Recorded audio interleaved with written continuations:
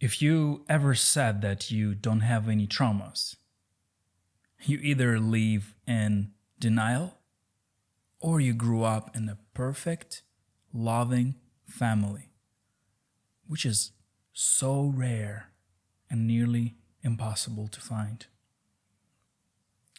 But since you're watching this video, I can surely say that you might have traumas as well, and that's okay. I have traumas. Your friends have traumas. Might as well your parents have traumas. And that's totally normal. Let me explain. So what causes trauma? Usually it is something that happened or kept happening to you during your childhood.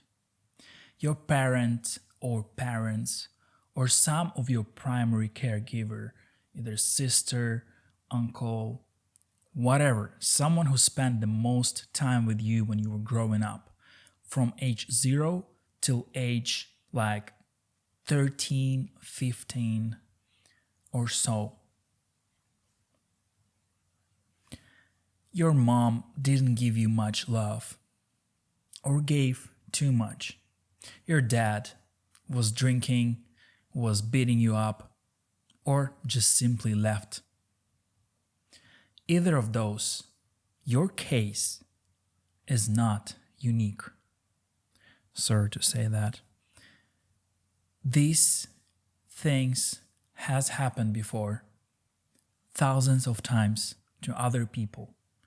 And everything about these cases have been written, spoken about, and solutions have been introduced as well. The strange thing about it is how all of these situations, they fall into patterns, types, and they repeat themselves over and over and over again. Crazy stuff, I'm telling you. And as you were a sensitive little boy or girl, stuff that happened in your family and stuff that happened when you're growing up made a great impact on you and your emotional state.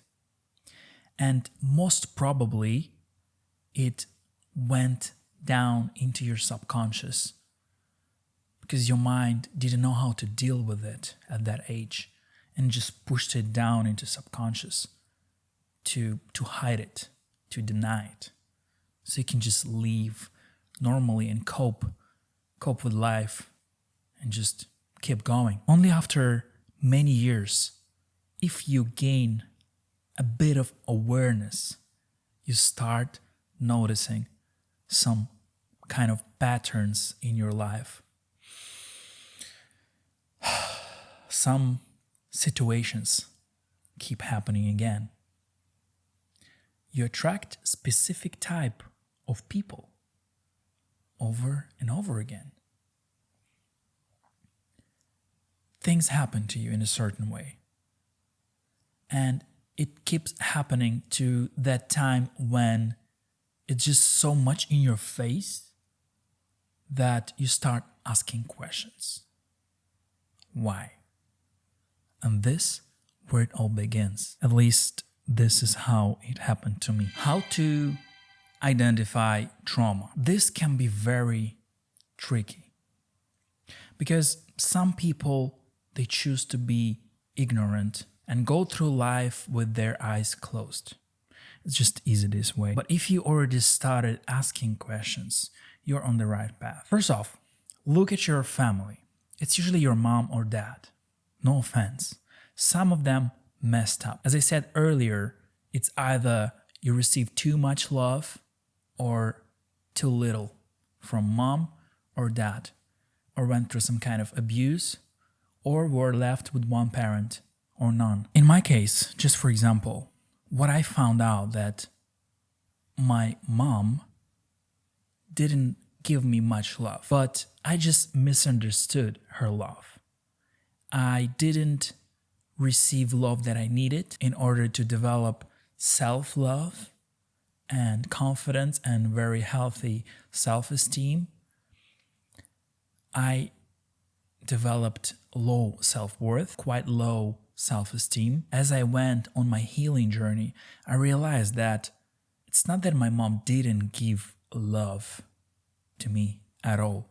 She just gave it in a different ways, like caring, discipline-wise, pushing limits-wise, just being there for me in order to make sure that I am a good person, that I'm doing things right, that I complete my tasks. It was more of a like caring, but unfortunately the love, touch, loving words, hugs, it's something that I didn't have in my family. And this is also has to do a lot with your cultural background and country you grow up in. In my case, it wasn't really normal to express love by hugging each other, saying I love you. It might affected me in the long run when I see how love is expressed through body language, through loving words, reassurance, all that stuff. Anyway, in books and in Google, in YouTube, this is called unavailable mother or distant mother, which leads to me as a son having a low self-esteem because as she was not available to me emotionally, I got used to it. And as a kid, I didn't understand why, so I assigned it to my low self-worth.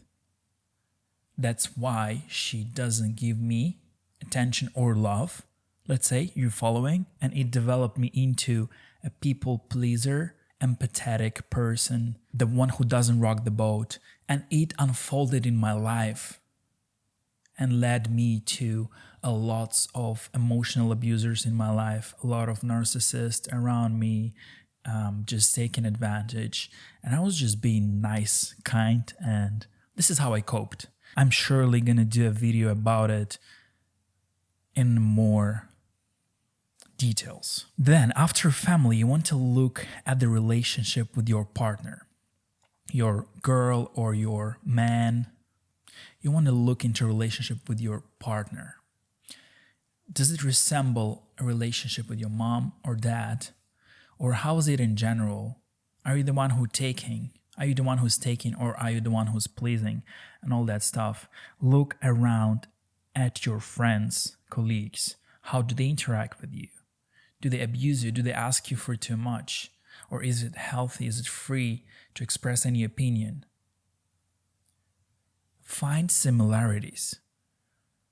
And you will find so many answers there. And everything will align and you will understand, I see what's happening. This is what happened to me. And I know you can have that moment. For sure. Be aware.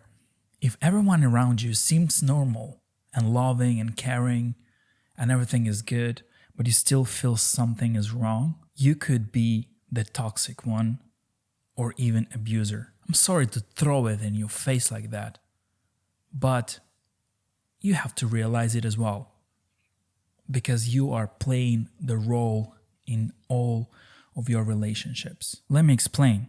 Because trauma from not receiving love or receiving too much love can develop in quite opposite ways. Very, very simplified. You're either careless taker or a very empathetic giver. How I have discovered my trauma. I was around 22. I was dating a girl and everything was going great. First few months was just amazing, and then she left. I was heartbroken. I was recovering for like half a year. It hit me because I was in love. And after 4 years, I'd say, I fell in love again. I'm just talking about the most important girls in my life. The second time I fell in love, everything was happening so quick. Everything was amazing. First few months. And then very similar things occurred. And girl left me. She wasn't there for me. In quite similar time frames, we did quite similar things. And I was left in quite similar ways with quite similar questions. And that time broke me so much that I refused to leave like that, and I wanted to change it fast, now and forever. It's a big word. As I was researching and going through books and videos, I was in a very dark place and I couldn't understand and make sense out of all of this. I was questioning my life choices, and I went for help. I went to see a colleague, therapist, hypnotherapist to be precise, because I was very interested in it and I knew that I couldn't overcome it with my logical mind. I needed to go deeper in there. And that was mind-blowing experience, which put all the pieces together. And then I realized a lot of things. I went back to my family. I confronted my mom. I spoke to my dad. I realized so many things, and it was just explosion of things. But that needed to happen. From there, my healing started. How to overcome trauma. Google it. Just type in what you feel, what happened to you, or better go on YouTube. This helped me so much. I found so much relatable content, especially read comments from real, ordinary, normal people, and you will realize that you're not alone. This will make you feel so much better. You will find so many answers through people, with people. Books. I read so many books. Once I've done my research and I knew what I was looking for, identified my kind of trauma and my type of personality, and I went on full research deep in the topic. I became a professional in it. I could coach about it. It was very interesting, but very, very difficult, because you're questioning your entire life prior you found out your trauma.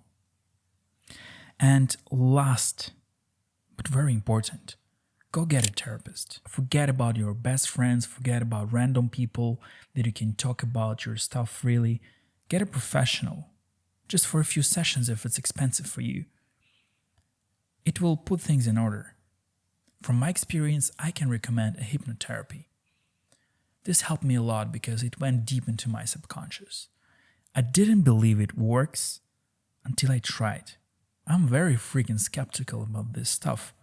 But when I couldn't move my arms, that shit worked, trust me. Conclusion. I was feeling angry.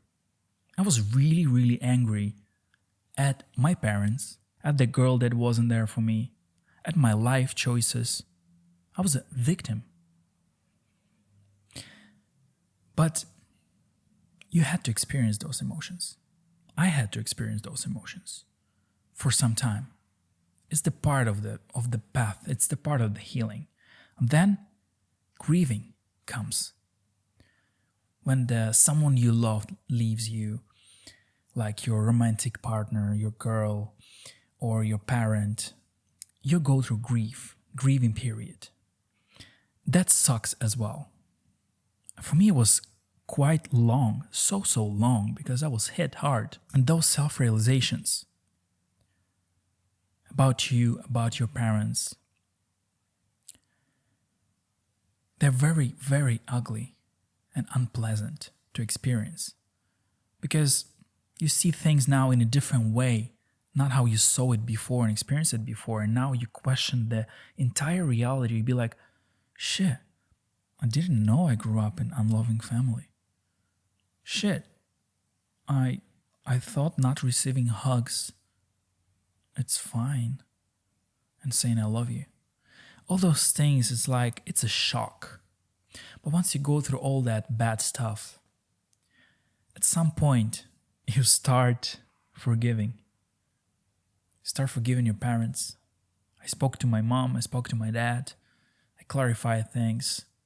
I confronted them, then apologized, then forgave, then realized that I received love not in a way that I wanted, or knew that I wanted, or now I know that I want or wanted, but I didn't receive.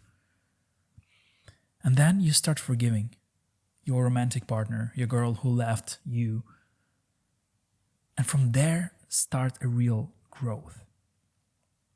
And you realize that that trauma was given to you as a gift, but it wasn't wrapped beautifully. It was wrapped in something ugly. But when you open the box, you're surprised that you find better you. You find the version of you that you always wanted and dreamed of. Strong, confident, with lots of self-love. It's there. It was always there. You was just confused and you misunderstood. This mind and everything, like the thoughts, it's not tangible. You cannot grab on it. You cannot like, all right, this is that, this is trauma, I'm going to remove it. It's all like a dance. It's very fluid. So play with it. But it's not ending there. Trauma will remain in you just like a scar on your skin. Trauma is like an emotional scar on your being, in your subconscious. Don't give up. I'm with you. I am feeling what you're feeling. I went through something similar and I still feel it. It comes back sometimes and I deal with it. Use it as a fuel to your growth. I believe in you. See you in the next one.